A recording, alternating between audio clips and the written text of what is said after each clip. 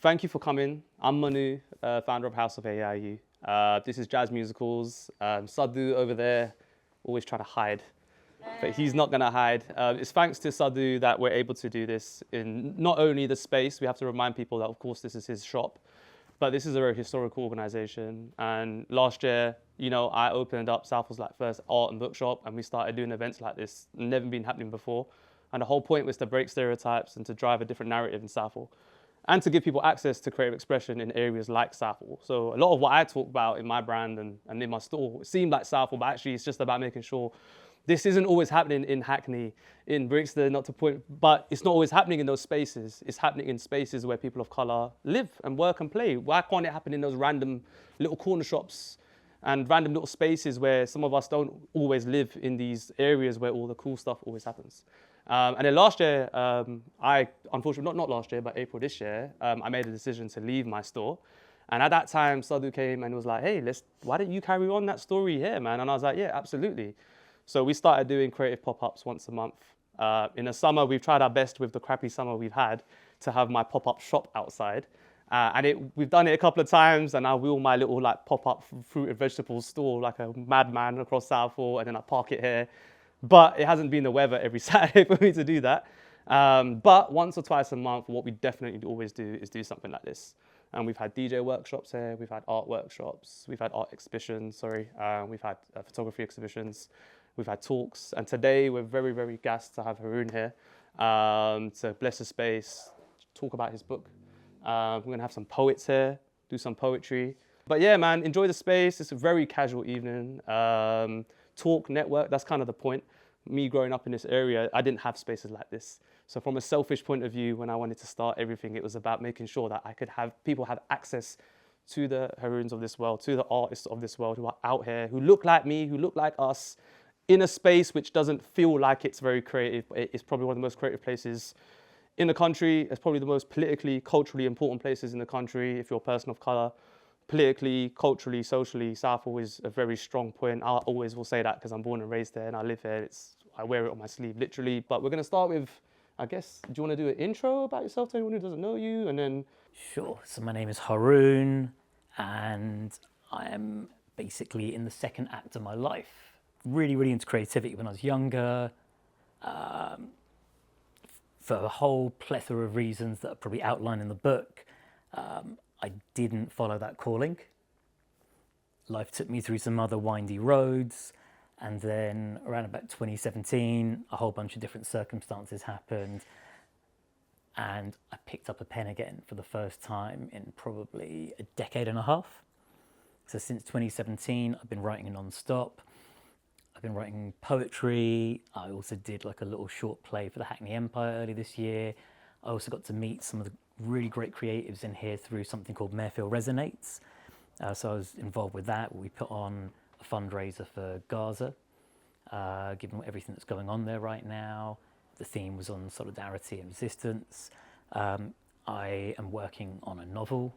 I podcast. I mean, basically, as Common, the rapper, one of my favorite rappers, said, I'm writing for my life because I'm scared of a day job. So yeah, I am basically a multidisciplinary creative and storyteller. I also put on a poetry night with a guy called the Metaphorist, who's on videography duties today. Don't know if you want to say anything behind the camera, Meta. Yeah, it's in Wembley, so it's not far. It's on the 2nd of September, so come through. Haroon will be behind the decks. I'll be behind the camera. Feel free to sign up. Yes. So yeah, and on social media you'll find me under the moniker Haroon Creates, and that pretty much sums me up. I'm someone who loves to create and to express and to share. What I will say before starting is it was really important for me to actually put on something in Southall. One of the things that has been sort of coalescing in me as I've gotten older, and it's a big part of the book, is my identity as someone who's South Asian, and that goes into many different things, whether it's being Pakistani, South Asian, Muslim, all those different identities. And what's really magical is I actually reference Nitin Sawhney several times in the book. And Nitin Sawhney used to come in here and buy instruments, as did Talvin Singh, who's one of my heroes as well. So I'm sure Sadhu can. I'm sure Sadhu can give us more confirm. stories about that. So let me kick this off with the opening poem from the book. And this poem is inspired. It's interesting, I never really talk about what or who inspired the poem. And I don't think it's a mistake that in all the places it was Rich Mix when I was doing the showcase for Mayfield Resonates, that I really had the heart and the honesty to talk about what inspired this. And it is inspired by my father, whose act of resistance was to get on a plane to change his own circumstances, being born in a place that didn't have the best of circumstances, i.e. Pakistan, in the 70s. Get on the plane first. God rewards a bias for action.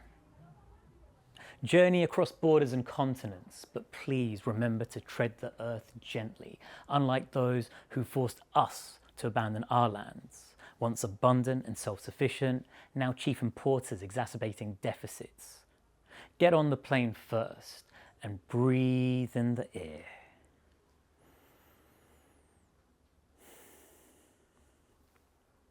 It's free from dust, however thick with prejudice and assumptions. Let your feet adjust to roads paved by cold weather and colder hearts. And make a home laced with anxious talk of involuntary repatriation. You see, I was born of all of that. However, defeating anger is joyful. You see, my resentment dissipates. My elders, they focused on survival so I could thrive. Their care intertwined with neglect and dysfunction.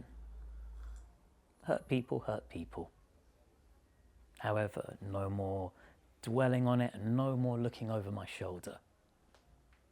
At this point, it is time to finally draw a line under all of it. To process it, document it, and then to build. Press play to let the movie begin. Thank you.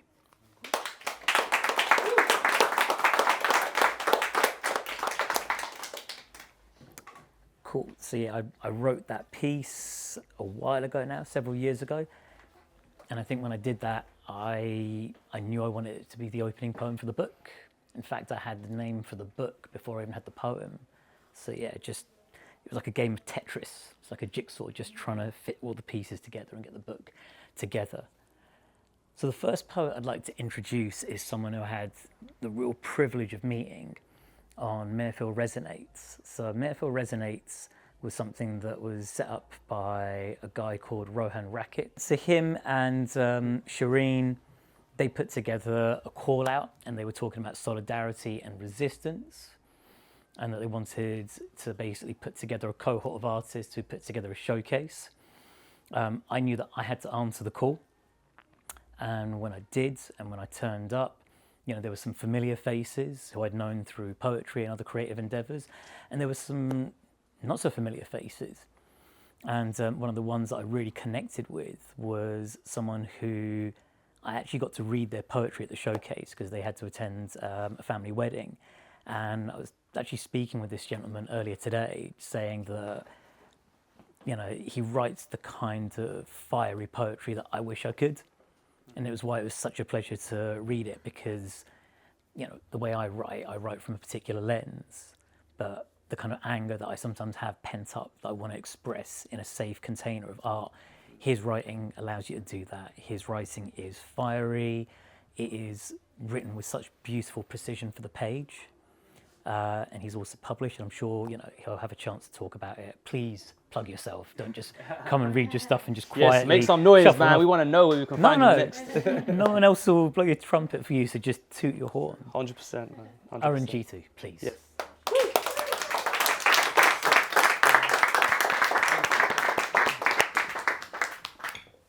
Where are you from? Part 1. Intrigue. A street light's bowing head. The sprinkle of rum in a Neapolitan. Zombie lights on lithe shoulders. Atoms and magic. Eastern wind. Exit instead of escape. Woolworths, the land that time forgot. Grief is a bitch, the top deck, a history of silence, a Norfolk, bending my life around a question mark, a starched cage, laughter lodged in the gut, the galaxy under my bed, singing, Aaliyah and Carol Thompson and Lauryn Hill and Sandra Cross, table tennis, trolley party burger, Dad's lonely eyelash collapsed on concrete in December 95, a Holcomb, Xavier's School for Gifted Youngsters, cigarette ash, ready break, surviving werewolf hours, knees, needing flour, the molars of island stories, and the break of dawn, a Sanford, Piccadilly line, Solange Knowles, Pistachio Barfi, a pet cemetery, Freddy Krueger, a hedge, statues of colourful gods, the nectar of freedom, the shallow waters of Mum's eyes in December 95, incense and tea lights, 4 letters harmonise, reverberate, float, avenues, road, lane, every day, sun kisses, sugar cane, Spider-Man, the spit of hope. Thank you. I am so delighted to be here. It's actually such an honour to meet so many of the Metho Resonates creatives today, but also to support Haroon on his launch. Massive congratulations. He's an excellent poet and I can't wait to get my copy, and I think you all should get your copy here too of the book. Secondly, I haven't been to Southall since I was a kid, and it's so nice to come back and be in intimate, cozy spaces, especially such remarkable spaces like this. And yeah, I'm beyond grateful and really humbled. And now I'm going to go into some fiery poetry. Yes. I'm ready for this now. Okay, so when I put my hand up like this, I want you to repeat the phrase after me. So there is always money for war. So if you go like that. There is always money There is for always war. money for war. And again, there is always There is money always money for war. And again, There is always money for war. and again. There is always money for war. So when my hand is up, we repeat. There is always money for war. But not public services, after Danielle Weisenberg. There is always money for war. But food banks are facing closure. There is always money for war. But never enough textbooks for a class of 30 kids. There is always money for war. But no means to increase the national living wage to realistically match high living costs. There is always money for war. But NHS mental health referrals take up to 18 weeks. There is always money for war. But never enough to fund sick pay. There is always money for war. But not for all schools to implement COVID-19 restrictions. There is always money for war. But never enough to clean the oceans. There is always money for war. But families cannot get their funeral costs covered when their loved ones die. There is always money for war. But no money for key workers. There is always money for war. But not for asylum seekers. There is always money for war. But it is too costly to provide free school meals for children during the holidays. There is always money for war. But rough sleeping is a lifestyle choice. There is always money for war. But never enough to fund the arts.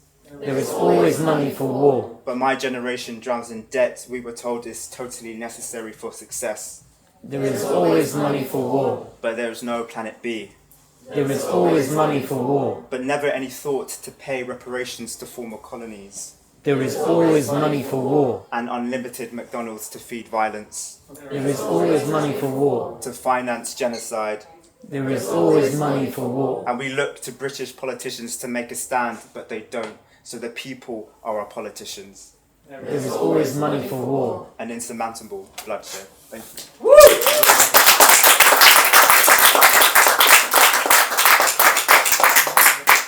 So this is a new poem that I'm kind of just messing around with, kind of like experimenting with as well.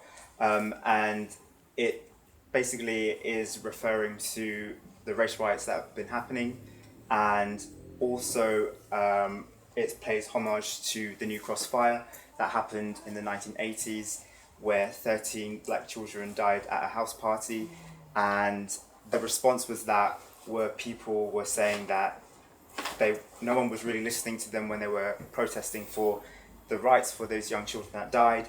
And one Conservative member called Jill Knight said, "Oh, all they're doing is just making a lot of noise." And how the protesters responded to that was, we got a rave as protest. And I thought that was really cool. And I think that is such a powerful way to show your protest and to show your rights. And so this is called Alarm. So when I show you my palm, I want you to repeat certain phrases that I'll say to you. When I close my palm, I'm going to be the only one speaking. So when I open my palm, I want you to repeat the phrase that I'm going to say to you. And when I close it, I'll be the only one speaking. Got it? Mm-hmm. Cool. We got a rave tonight. We got a rave tonight. We got to steal back our rights. We got to steal back our rights. Fight the good fight. Fight the good fight. And douse the blaze of their hate with our floods of joy.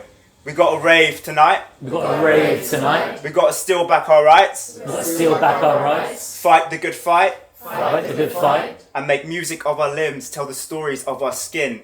We got a rave tonight. We got a rave tonight. We got to steal back our rights. We got to steal back our rights. Fight the good fight. Fight the good fight. And how poetry off our tongues never go unheard, never go unheard, because they think you can't speak and they love the silence. It's a one-up on you. And if you can't speak, then you are invisible to all the spite they will throw at you. So speak. We got a rave tonight. We got a rave tonight. We got to fight the good fight. We got to fight the good fight. We got to steal back our rights. We got to steal back our rights. We got a rave tonight. We got a rave tonight. And stomp our way to victory. There is laughter and sunshine and ease one day. And we can't forget the bones of our history. And we can't forget that the law is all gloss, not grit. We are everything in the now. We are everything in the now. Everything in the future. Everything in the future. We got a rave tonight. We got a rave tonight. We got a rave tonight. We got a rave tonight. Louder, we got a rave tonight. We got a rave tonight. They won't know the difference between celebrating and protesting. It's just all noise to them. But to us, it's a birthright. Thank you so much. So I know I was saying I'm not going carnival this weekend, maybe, but now I'm feeling I want to go out and like protest through music. But it's a beautiful thing what you just said there, because like back in the day, activism was different, right? And now it's changed. And there's a lot of creative people in this room. There's some people maybe who don't identify them as creative, but every day, whether in the workplace or your personal space or just like coming out tonight, we can all activate in our own way. Poetry is a beautiful way to do it. Expressing yourself is beautiful, but that might not be for everyone. And it's amazing that we can still protest and come together and stand up for each other, you know, and be part of a community and show our strength through the community, through just actually activating in different ways. We don't always have to be outside with placards, we can do it in different ways. And I think that's really beautiful, man. Thank you for sharing that. I think that's really, really amazing, man. But yes, I mean, we got another poet, a very amazing poet. This next poet is someone who, for that duration of like my second act in life as a creative from 2017, very early on, I used to bump into her everywhere on poetry open mics all around London. And what's been really privileged for me is like just watching her evolution, the way that she's grown in confidence, how she carries herself, and the work. You know, she's published 2 books, and there's a 3rd on the way that's looking to drop at some point this year. My book, Press Play, you could say it may not even have existed without her. I had stacks of poems, and I was trying to figure out someone who I could collaborate and work with to just make sense of it all. And there were aborted attempts at it throughout, I think, 2022. However, I remember in 2022, I got given my first headline through BYOB. I didn't always run it, so I used to be an employee there. And part of that curation again happened through the metaphorist who's behind the camera right now. And I think after that, I got the confidence where I reached out to this poet, and she helped with the whole first round of edits on the book. She has appeared at festivals. She's had her poems up on billboards by major advertising brands. She has a very unique voice, and I think she is a voice. Please welcome Chanjit Gill. The first poem that I'm going to do is called It's Not Coming Home. It's a poem about football, which actually Meta did the visuals for. So if you want to check out the video for it, so I did the voiceover for the poetry, and Meta put together loads of football clips to kind of visualize what I'm saying. But I guess it just came back more into the forefront about racism with everything that's happening with the EDL and everything that happened quite recently. It just brought all of that sort of feeling back up again.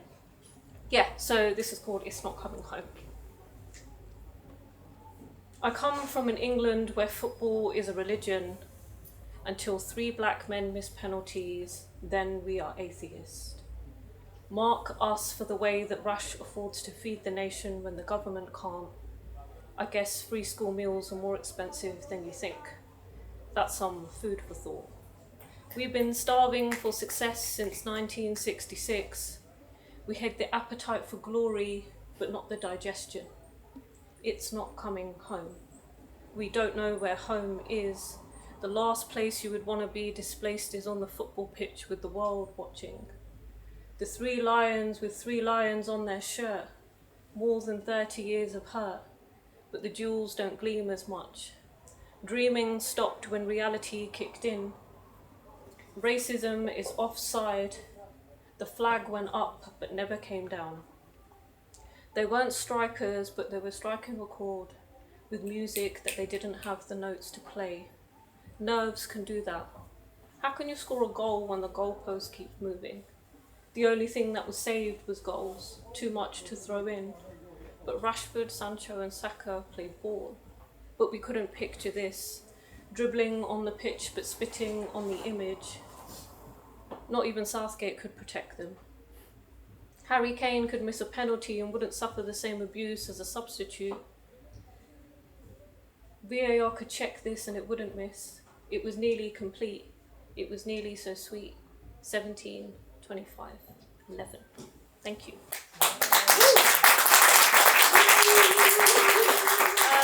So, off of the back of some of the poems that are in press play, for those of you who haven't read it, I've done some sort of response poems, if you like. These are still fairly new.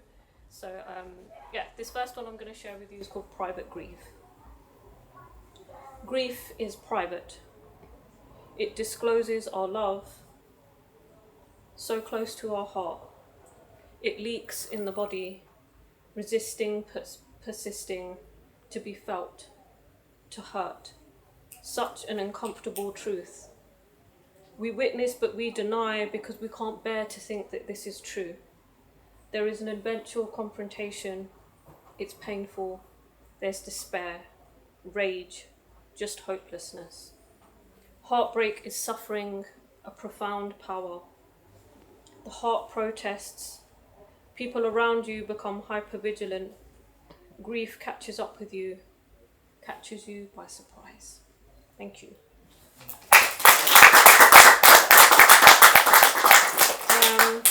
This one's called Lost. Apologies if you lost me, or got lost in me. I'm not a lost soul, just lost in thought about lost love. That's the only thing that makes me at a loss for words. So we make up for lost time. Don't lose your patience. We get lost along the way, but don't lose your rag. It seems like a lost cause, but you'll lose face. Keep in mind that you can't afford to lose sleep. That's how we lose dreams. Those long lost ones are in lost and found, like lost tribes, lost generations, but all is not lost. You can lose ground, but don't lose touch. Lost track of time, so easy to get lost in it, like the plot. Sometimes it's easy to lose sight, but you have to remember that's all you've got. Thank you very much.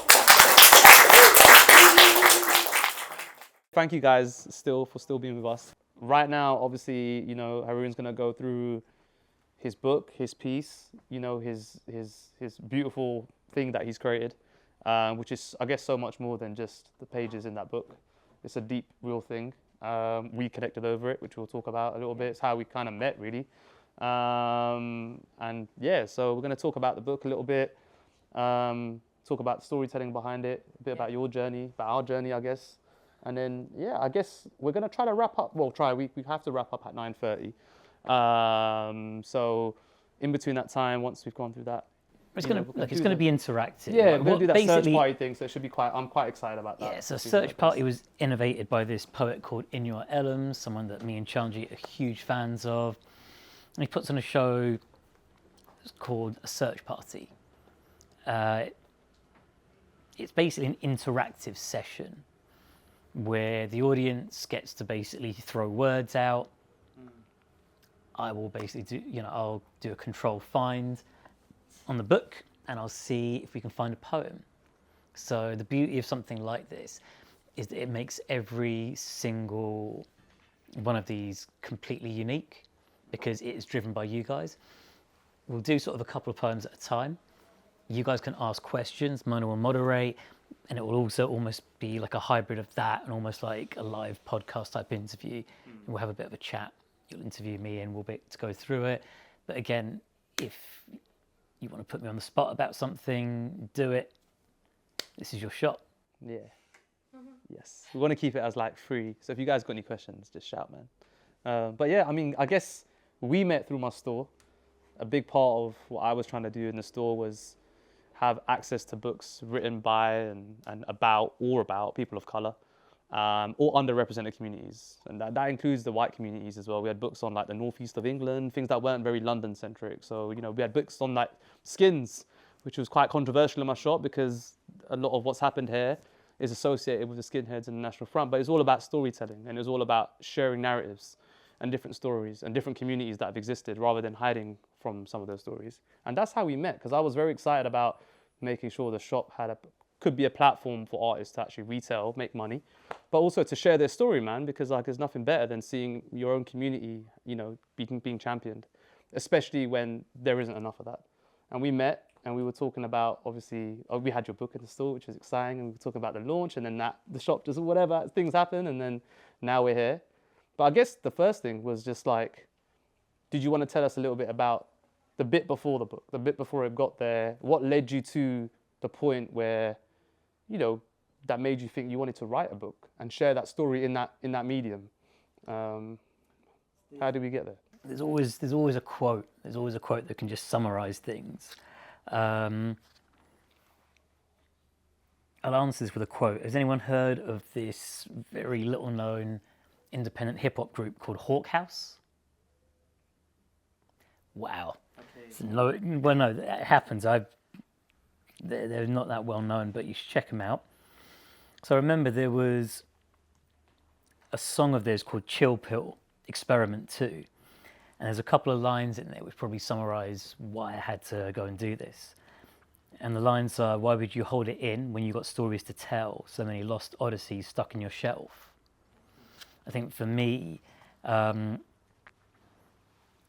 without going into too much detail, I think before I embarked on being, my second sort of swing of the bat with being creative,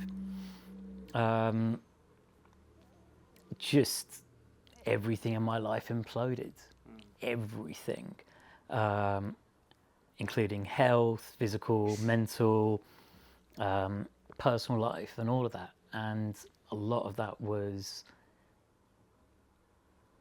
I strongly believe that when you've got creativity and it hasn't got an avenue and it's just latent and it's there,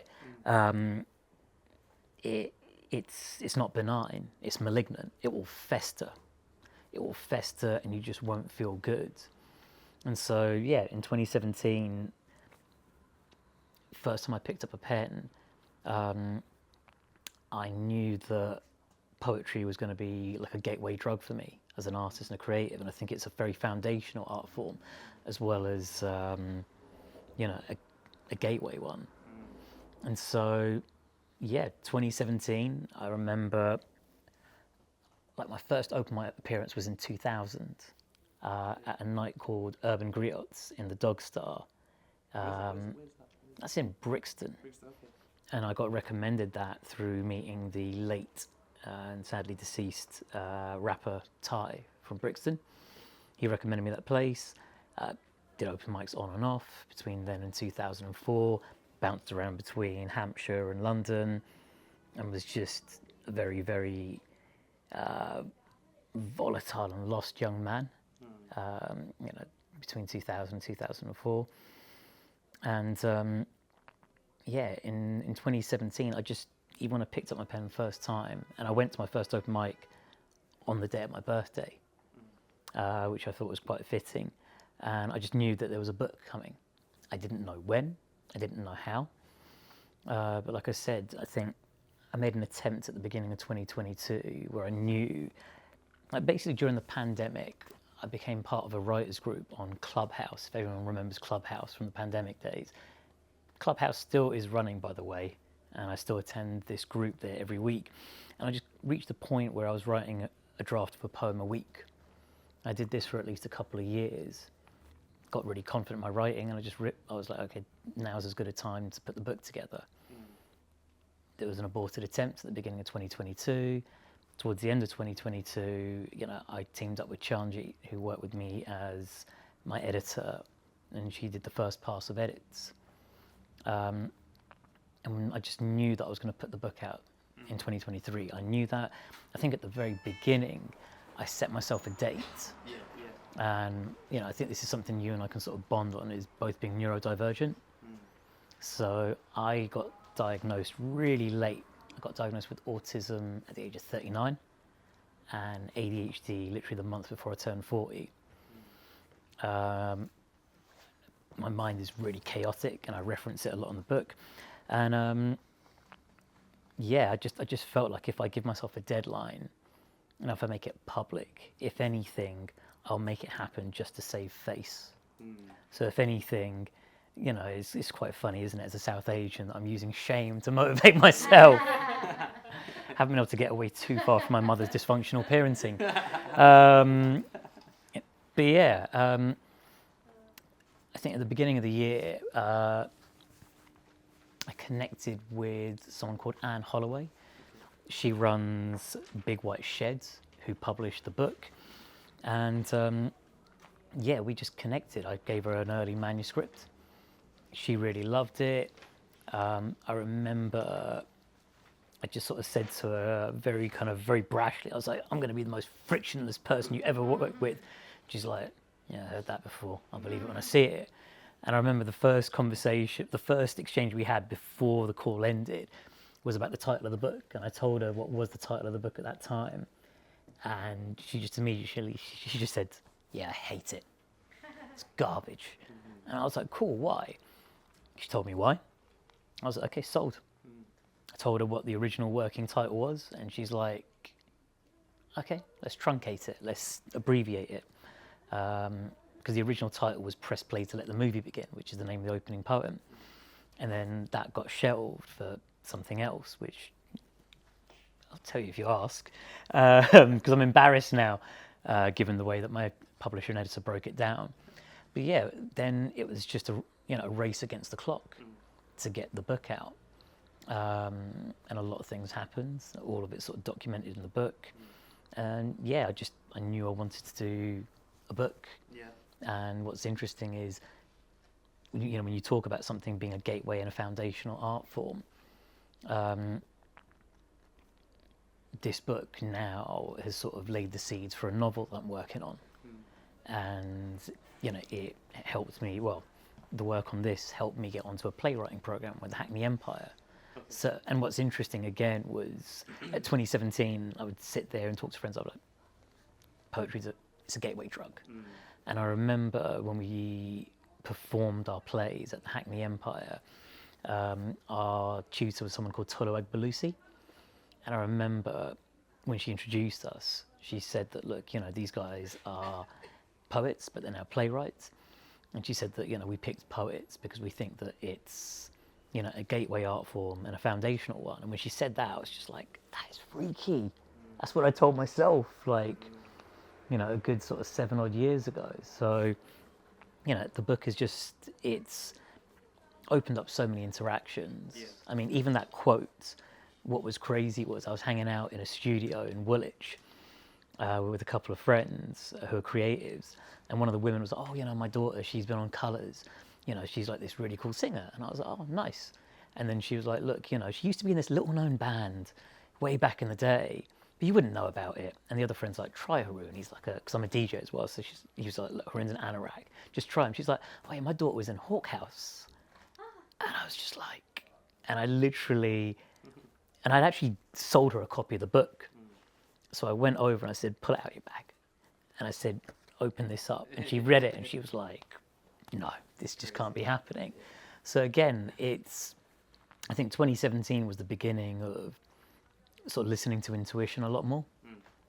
I mean, around about the time that all of that was sort of bubbling and there were changes going on, you know, like I ended up having 2 quite significant people who stood in my life who are writers. And I just felt like, this is a sign from the universe, like, to sort of come back to this. So yeah, that's how it all sort of came about. It's amazing. Like, thank you for sharing that about sounding cliche. Because when you pick up a book, and I think it's hard nowadays because people don't pick up books, and we have things in different forms, which is, in some ways are easier to digest. But there's so much pre-book and post-book. And some of your story has got so much and everything to do not with the book as well. There's so much that goes on. And I think it's important that taking that first step, press and play, like you put it, is very important. It's something I think anyone who's creative or wants to embark on a journey like that, it's just start. And you don't know where it's going to take you, and you don't know where the interaction is going to take you. I find that fascinating because, you know, seeing like physical things now, like there's so much that goes into those things, and the passion and emotion, and real life still happening around you. And I think that's sometimes something that probably, like, it's great that we're able to be in this space and appreciate that, because otherwise you just see a book and we just walk past the book and then we go to the next book, and it's like there's literally, again, without sounding cliche, blood, sweat and tears going into these things, and it's a truthful thing, and it's a part of you that's out there now, and that's a beautiful thing anyway, because it's always going to exist. I'm still big on physical items. Yeah. Like, I think, again, going on that journey of like digging up about your own culture and the subcontinent, whether it's India, Pakistan, Bangladesh, Sri Lanka, you know, we come from like a tradition of making things. And so what was really important for me was, and you know, I'm working on another book, which we'll talk about towards the end. And what's changed since then is obviously there's so much going on with AI and stuff. And yet I've not thought for a second that I'm going to go use AI to make the cover. I'm going back to the exact same person who, again, like, community is a big thing for me. So yeah, Metaphorist is smiling now because he knows who I'm about to reference. So actually keeping it in the family, because I like keeping things in community. My designer of choice is a guy called Jason Malapole, who is the Metaphorist's younger brother. Okay. And we just worked on this thing together. Is that the artwork for the piece? Yeah, the artwork for the piece. Oh, wow, okay. So what happened was that we just sat, and like in an organic way, we just chopped it up. We talked about things we loved, influences, and then he came up with the mood boards, and he came up with a handful of, you know, different covers. I went for 2, and then over time, you know, I sort of discontinued one and just kept one cover. But again, like, collaboration for me was a big piece. Whether I collaborated with Chani, whether it was collaborating with the publisher, when she just literally was like, nope, the cover, you know, the title doesn't work. You need people like that in your life, though, who tell you this is not working. Believe me, I'll tell him. Yeah. Because if there's someone telling you all the time it's all good, it's fine, there's maybe something you want to be. You need that. I've still got comments. I've still got comments in the Google Sheets from Chani. Chani would be sort of like, she'd just be like, bro, that's a cliche. Yeah. Why are you cliched? Like, really just digging in. But it's so important. That's a good thing. It's a very beautiful thing. I mean, again, what was interesting with Anne, because Anne doubles as publisher and editor, again, there's a push and pull relationship, there's compromise. Yeah. She was just blunt. She's like, I fucking hate love poems, Haroon. Ah, shit. Okay. Literally, she was That's all my blunt. poems. No, because there's multiple chapters that touch on love. So there's one about romantic love, which was kind of chronicling me being on, off with someone who was like, you know, the first sort of proper relationship I had. And then obviously there's love from a fatherhood perspective. You know, there's stuff on platonic love. And then obviously there was a poem that just had lots of musings on love. And I think that initially was 11 poems. But, you know, after making contact with Anne and the way that she influenced me, that whittled down to about 3. Although I'm trying to wrestle some into the next book that's coming out later this year. But, you know, we'll see.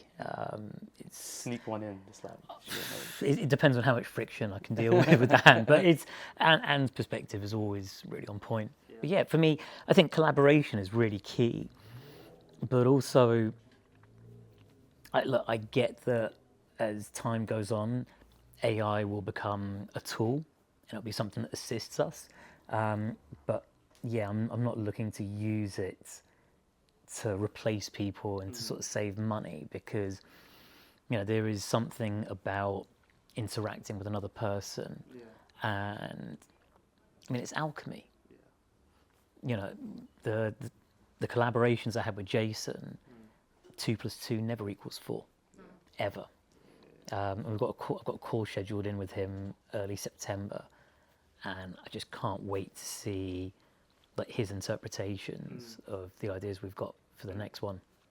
and like, going on to the next one, I mean, with this one particular, is there something that, you know, that happened from this piece that you expected? I'm sure there was lots of surprises, but was there anything in particular that came from it that you were like, damn, how did that happen from this? Because you mentioned something about like working with, you know, the Hackney, is it Hackney Empire? Sorry, the Hackney Empire. The different things come from creating, just the starting, you know. And was there any surprises along the way? I mean, that was very indirect.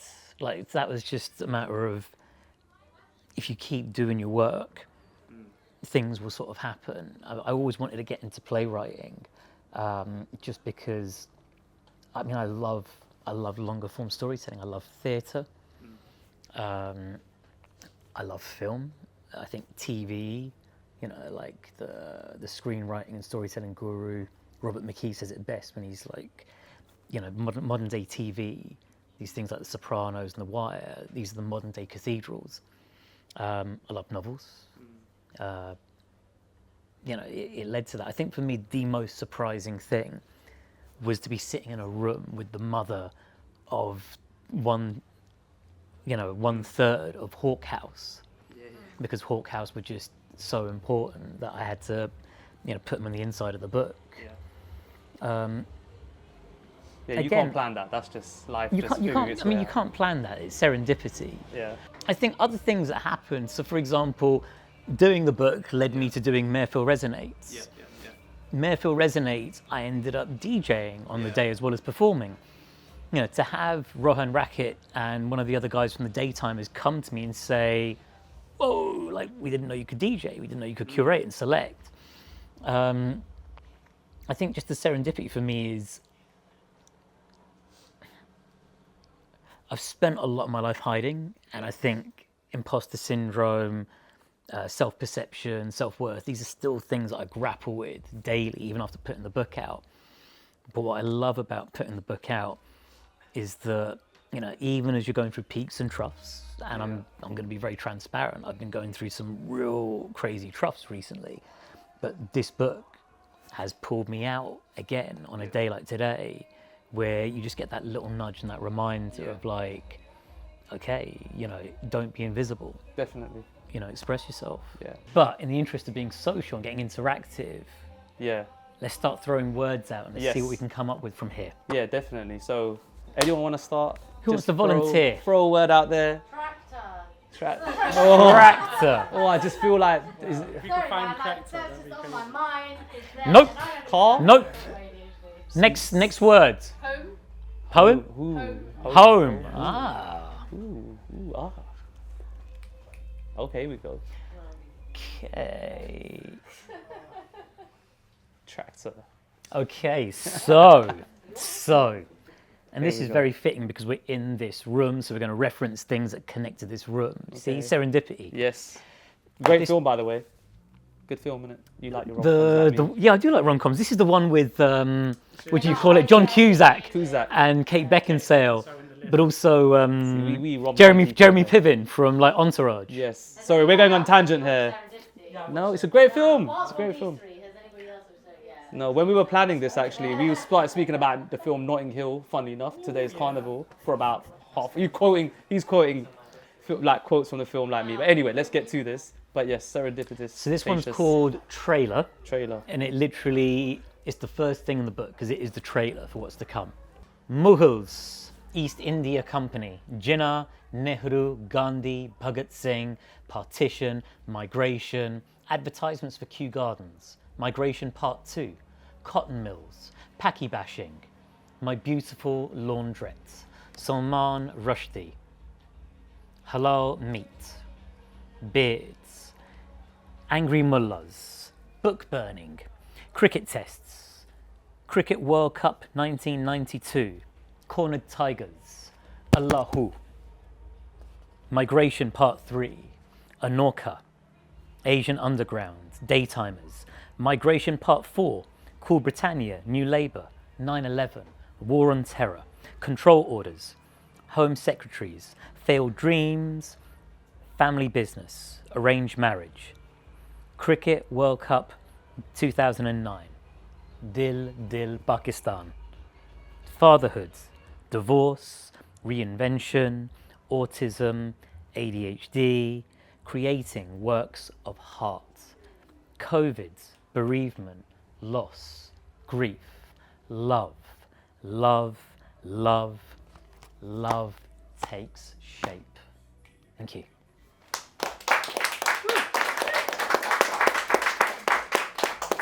Let's do one more, and then we'll leave it to the audience if they want to ask any questions, generic or around what they've heard. Another word. Anyone got another? Hmm? Horse. Horse. Horse. Ooh. We're Interesting. testing today. In the whole Bharat theme. Yeah. Ah. No horse. No horse. Any other farm animals? Is it a farm animal? Mind. Mind. Okay. Well, Okay. we will replace it with the word tractor soon. Edit. And then you're not allowed to give any more words. You need to give everyone else a chance. So this poem is called Hack Life. Art, commerce, hope, dreams, silicon, semiconductors, alphabet ergonomically rearranged, front-loaded cost, steep, amortized over time, expense, minor. Bicycle for my mind, a track and field for my dreams, because 2005 till I'll never retire. Tap away, never tapped out. Narnia like portal to another world. Fragmented communities, aggregated, a symbol of hope. Sense of rescue, perhaps my fragmented, disassembled psyche can finally be assembled and be seamless, no longer held together at the seams by rusty safety pins. Thank you. Do you want to do one more? Did you want? Let's let Yeah. the crowd interact and talk Yeah. a little bit. Anyone want to ask anything? So you're talking about how you wanted to come and you applied for Mahfil and you became part of that cohort. 5 months with a lot of random and people whom you knew. Now it's been I think 3 months since we finished, Yeah. and now 6 weeks or 7 weeks to go for your next book. Once you start with, so what did you learn from that 4 to 5 months? Because we did a lot of different things, and now it's that helped you in your next book. The thing that I learned is creating is important, connecting and community is really important, and I do think it's important to have a work ethic as an artist. I think what I learned in that period was that I don't know if it's too judgmental a word, so if anyone has a better word for it. I think I failed on one count, which was continuing to just work on myself and do inner work. Like there's a lot of things, there's the fallout of a lot of things from that book, or things I touched upon which I was in deep pain about. And I think what I learned from that period was you have to find a way to not avoid those things while doing the work in parallel. I think that's my big sort of takeaway, and it's quite personal, is, I loved all the things I did, poets to playwrights. I got to, work with some great people. I think during all that time, like I said, that's a very self-critical thing. If we want to talk about a more positive thing, I think when I got onto poets for playwrights, and it's a thread that continues even with Mehfil Resonate, when I went onto poets to playwrights, there were certain people in the room when I walked in who I rate them. One of them's a poet called Jalade. Another one's a poet called Jody. One of them I'm very close with, one I don't always interact with. I think going into something like that and going, okay, these are people I hold in really high regards and we're peers. I think that was a really great moment, was to sort of remind yourself that when you're on this journey, you're human, just like everyone else that you're working with. People are, and again, just to sort of put the imposter syndrome aside. I think that was the sort of takeaway. There's multiple takeaways. I think for me, what I'm actually trying to do at the moment with this sort of 7 weeks, 6 days until the next book has to go to the printer. And obviously there's 4 weeks after that, I've got to do rehearsals for the launch, which will be on November 16th in Brixton Studios on a Saturday night, is not to use that busyness to not constantly be sort of in dialogue with myself and let myself feel the feelings. I think work is really great, creative work is good, but it's important not to mask what's going on. And it's important to be a bit more honest with yourself. So yeah. Thank you so much. We're going to do 3 more poems and then give you guys an opportunity, obviously, to purchase the book. So yeah. Throw a word out. Someone who hasn't spoken so far. Jalebi. Hey. Whoa. Okay, Yes. wait. Jalebi. That might not have made it in there. You need to add it in No! there. How did Jalebi not make it into something I wrote? Wow. Damn. Oh, healing? Healing. Healing. I feel like that's going to be in there. Yeah. And nope, there are no poems with the word healing. Oh, shit. The word is only used once, but it's in the shout outs at the end, and that's just not going to be so interesting to read without the context of music. Ah. Can't believe no one came up with that. Okay, so we've got 3 poems with the word music in. One of them is called Home. And then another one, oh wow, it's called Sliding Doors. And the other one is called Tender Was Never Gonna Make It. Does anyone have any preferences? Home, Sliding Doors. Tender was never gonna make it. Tender Was Never Gonna Make It. Okay.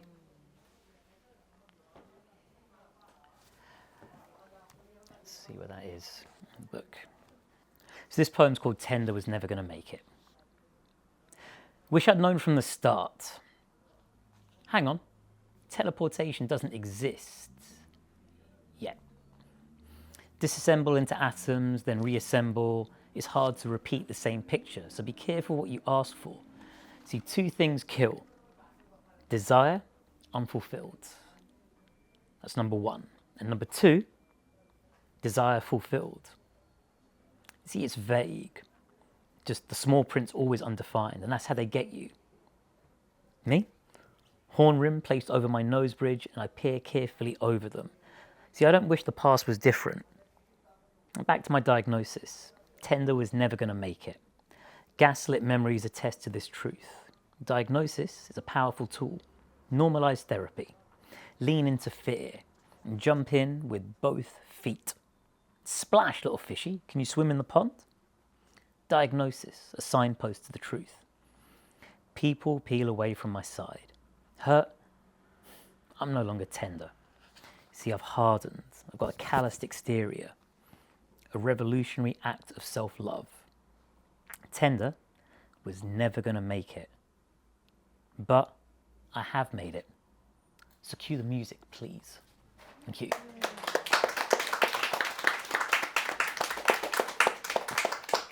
In other words, okay. Be weird if it isn't actually in there. Okay, so you have a choice again of several different poems. Time After Time, or Love in 35 millimeter. Honestly, it's my favorite. I'll send this to you. It's my favorite. Yeah, I know, but you seem to be you're outvoted at the moment. Okay. Coin Got flip. dispute. No. Does anyone even have a I don't coin have these coins. days? Okay, all right. Sitar flip. I mean, it's a poem about grief, so I'm going to preface it with one of the intermissions. So one of the ways that I put the book together was I remember just printing the entire book out, and I think, Chandra, you remember this? I was just like, oh shit, I've got a stack of poems. I'm not sure this is a book. How am I going to make this work? And I remember just segmenting the book into different sections. And then what I figured out was that I would have an intermission. And the intermission's in the format of a poem. So Time After Time, it comes from basically the section that's on grief. And it was inspired by one of my best friends, my big brother, Ty, who's one of the great legendary hip-hop artists. He put out 5 albums. He was nominated for the Mercury Music Prize, I think in 2003, for Upwards. I'm sure you are familiar with his music. He was the unofficial mayor of Brixton. So this little intermission's about him, and then we'll get into the poem. So intermission 3. Rapping rude boy, a special kind of fool, awkward, forever creating works of art like you never heard before. Rapper, beat maker, record digger, food snob, protector, uncle, son, brother, godfather, a friend to many. Benedict, Tai Chijioki, 1972 to 2020. Rest in peace.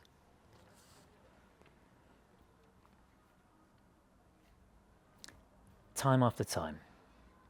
Death, catalyst, alpha and omega. Death, impossible to outpace. Wears out souls. I walk around like Thanos, but there are no do-overs. Plus, my arthritis saw to it. Fingers almost impossible to snap. Death, a reminder of the impermanence of this world, bringing my lens sharp into focus.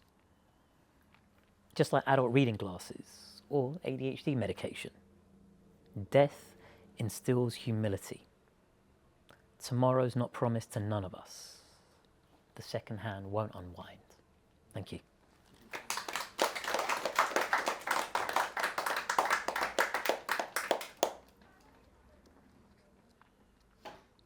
And then let's dig out Love in 35 millimeter.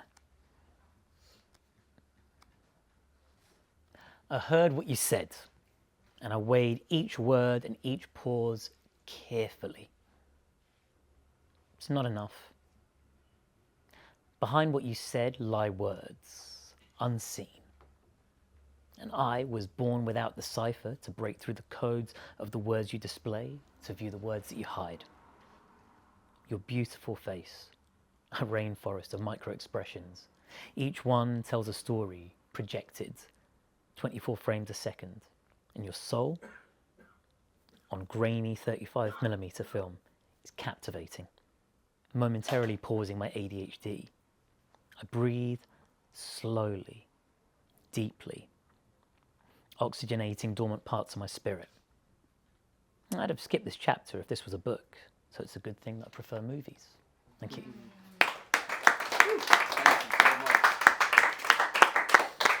I know the one before that must have been quite hard to talk about. So I appreciate you sharing that. Yeah, I think it was more reading the intermission. Yeah.